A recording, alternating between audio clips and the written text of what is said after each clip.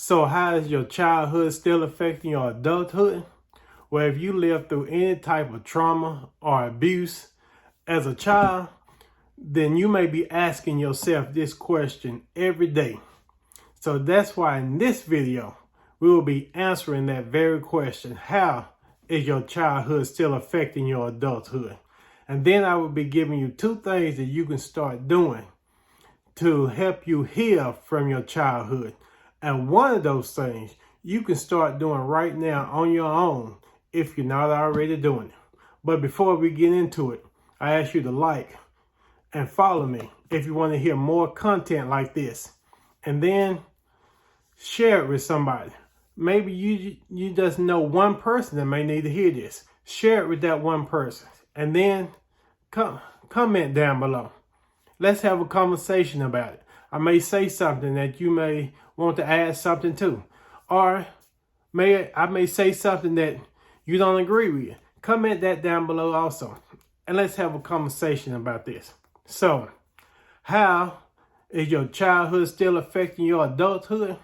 Well, ACEs, or adverse childhood experiences, shows us how being exposed to trauma at an early age can affect a child's mind and body, the development of their mind and body.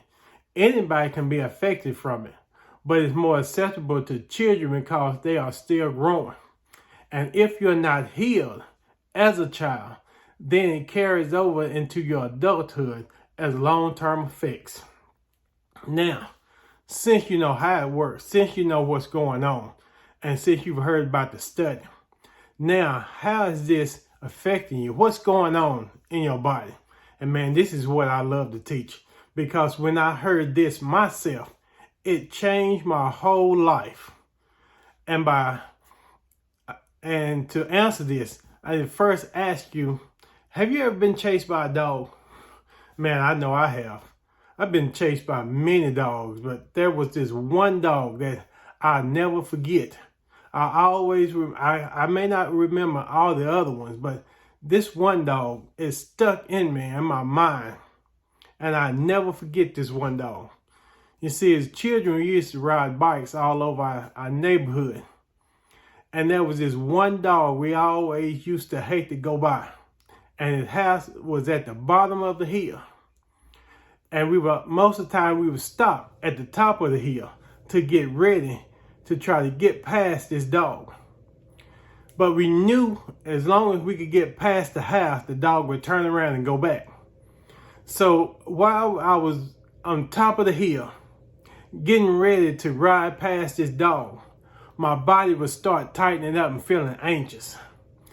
And I would start breathing heavy and my heart would start pounding. You see, that was my body going into survival mode, or fight or flight. It was getting me prepared to either get away from this dog or either fight this dog if something happens. And the way our bodies do that is, part of our brain sends out a fear alert. As soon as it thinks that we are in some type of fear, it sends out this fear alert, and then it triggers our body to start flooding our bodies with stress hormones, cortisol, adrenaline. And that's what puts us in fight or flight mode. And as my body was going into this fight or flight mode, I could feel myself breathing heavy, getting ready. And I was getting ready to ride, to get past this dog one way or the other. Or if something happened and I had to fight this dog. And so as we take off, I never forget taking off this one day.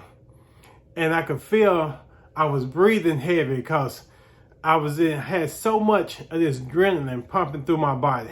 I was riding hard. I was breathing. I was gripping my handlebars so I wouldn't fall off. And I looked down on the dog when it got real close to me, and it was right beside my pedals. And I lifted my foot up.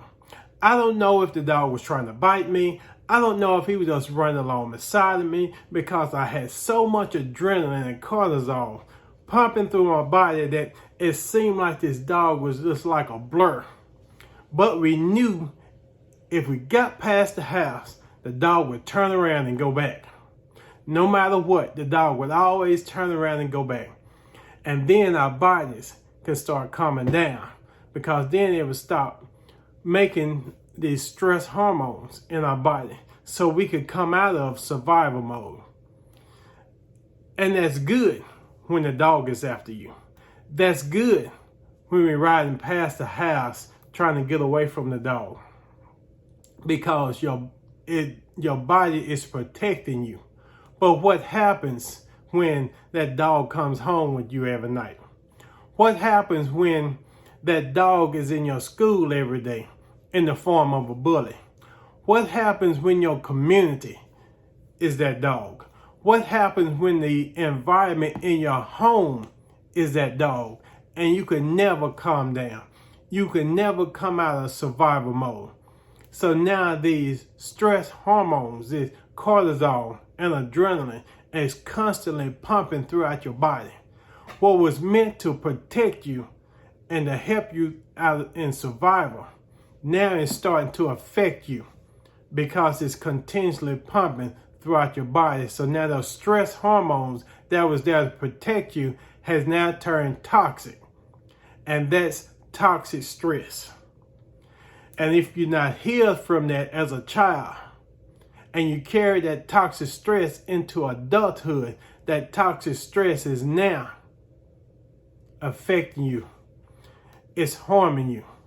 Instead of protecting and helping you, now it's harming you. And we understand, going through trauma as a child, the mental stages that come from, the mental illnesses that comes from it, depression. We understand that. But sometimes we don't understand, or we don't look at how it even affects your body. The stress hormone, that toxic stress pumping throughout your body, not only affects you mentally, but it also affects you physically, your health, leading to things like strokes, heart attacks, high blood pressure, cardiovascular disease, heart disease, just to name a few. And it also can take 20 years off your life.